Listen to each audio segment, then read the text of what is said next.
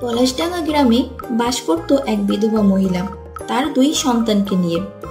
মা, ঈদ তো এসে গেছে, আব্বা বেঁচে থাকলে আমরাও কুরবানি দিতে পারতাম।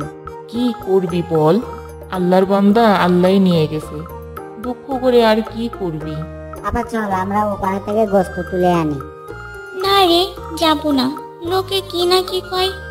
দেখ কত লোক যাচ্ছে গোস্ত তুলতে, চল আমরাও যাই। ঠিক আছে চল, দুটো ব্যাগ নিয়ে আয়। তারপর ওরা 2 ভাই বোন ব্যাগ নিয়ে বেরিয়ে গেল কুরবানির মাংস তুলতে। ও মা, মা গো, দেখো কত গোস্ত আনেছি, 2 বস্তা গোস্ত হয়েছে। ও খোদা, কি করেছিস কি তোরা? এত গোস্ত কোথায় রাখবো? আমাদের তো ফ্রিজ নেই, তাই যে গোস্তগুলো ফ্রিজে রেখে দেব, সব গোস্ত তো নষ্ট হয়ে যাবে। তাই তো, এখন কি করবো এই গোস্ত নিয়ে? পাশের বাড়ি চাচিদের ফ্রিজে রেখে আসবো। তার আর দরকার নেই।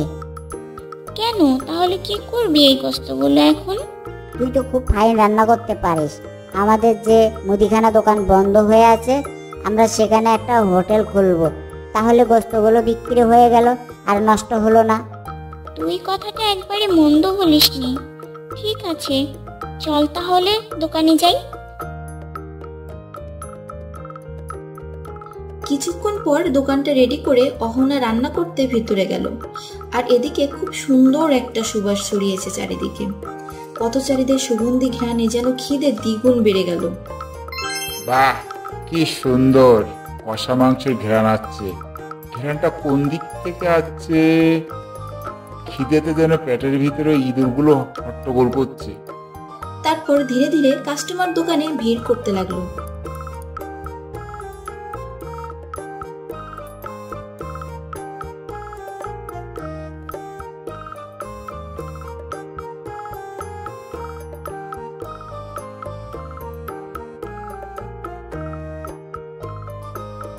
অহনা, আমাকে 2 প্লেট পার্সেল দিও, বাড়িতে নিয়ে যাব।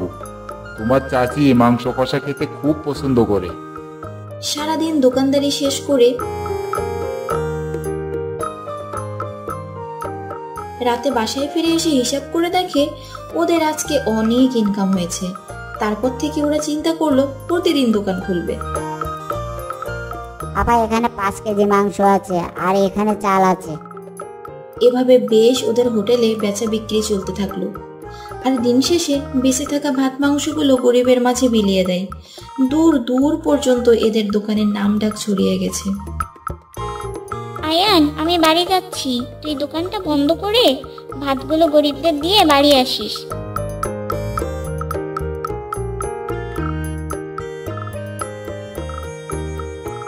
প্রতিদিন আপা এভাবে যে গরিব লোকের ভাত দেয়, এগুলো ফ্রিজে রেখে দিলে তো কালকে দোকানে গরম করে বিক্রি করতে পারবো, এতে আমাদের মুনাফাও আরো বেশি হবে।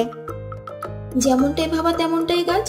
আয়ান প্রতিদিন বেঁচে যাওয়া ভাত তরকারি ফ্রিজে রাখে, পরের দিন সকালে গরম করে হোটেলে বিক্রি করে। কি ব্যাপার, আজকের মাংসটা এমন লাগছে কেন? কালু ভাই, তোমার কাছে কি মাংস ঠিক লাগছে? আমার কাছে আজকের মাংসটা ঠিক লাগছে না। ঠিক বলেছ মদন ভাই, আমার কাছে যেন কেমন গন্ধ গন্ধ লাগছে।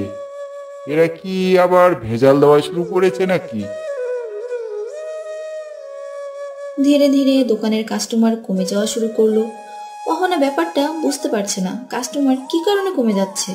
যেভাবে বেচা বিক্রি কমে যাচ্ছে, এরকম চললে তো দোকানই বন্ধ করে দেয়া লাগবে।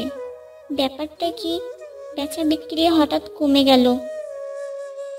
প্রতিদিনের মতো অহনা বাড়ি যাওয়ার সময় গরিবের ভাত তরকারি গুছিয়ে রেখে বাড়ি চলে যায়। আর এদিকে সেই ভাত তরকারিগুলো আয়ান ফ্রিজে রেখে দেয় পরের দিন সকালে বিক্রি করার জন্য।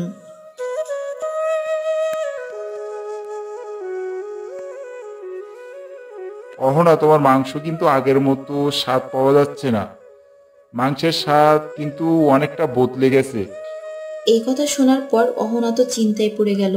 কি ব্যাপার, রান্না তো আমি একই রকম করেছি, হঠাৎ করে কাস্টমার এরকম অভিযোগ দিয়ে গেল। তারপর অহনা রান্নাঘরে গিয়ে সব তরকারি চেক করে দেখে তরকারির ভিতর থেকে কেমন যেন গন্ধ বেরোচ্ছে। তারপর অহনা আয়ানকে ডেকে বলল, আয়ান, এদিকে আয় তো একবার। তোকে যে প্রতিদিন গরিবের ভাত তরকারি দেওয়ার জন্য দেই, সেগুলো কি করিস তুই? আমি সেগুলো ফ্রিজে রেখে দিই আর পরের দিন সকালে গরম করে অন্য তরকারির সঙ্গে বিক্রি করি। এতে আমাদের মুনাফাও আরও বেশি হচ্ছে। এবার বুঝতে পারলাম কেন আমাদের কাস্টমার কমে যাচ্ছে। বাসি তরকারি দোকানে বিক্রি করব না বলে আমি এগুলো গরিবের মাঝে বিলিয়ে দিই। বাসি তরকারি কাস্টমার খেতে চায় না, গন্ধ হয়ে যায় বলে।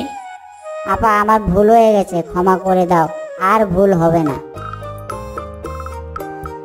তারপর থেকে ওদের দোকান আগের মতোই চলছে, আর কোনো সমস্যা নেই।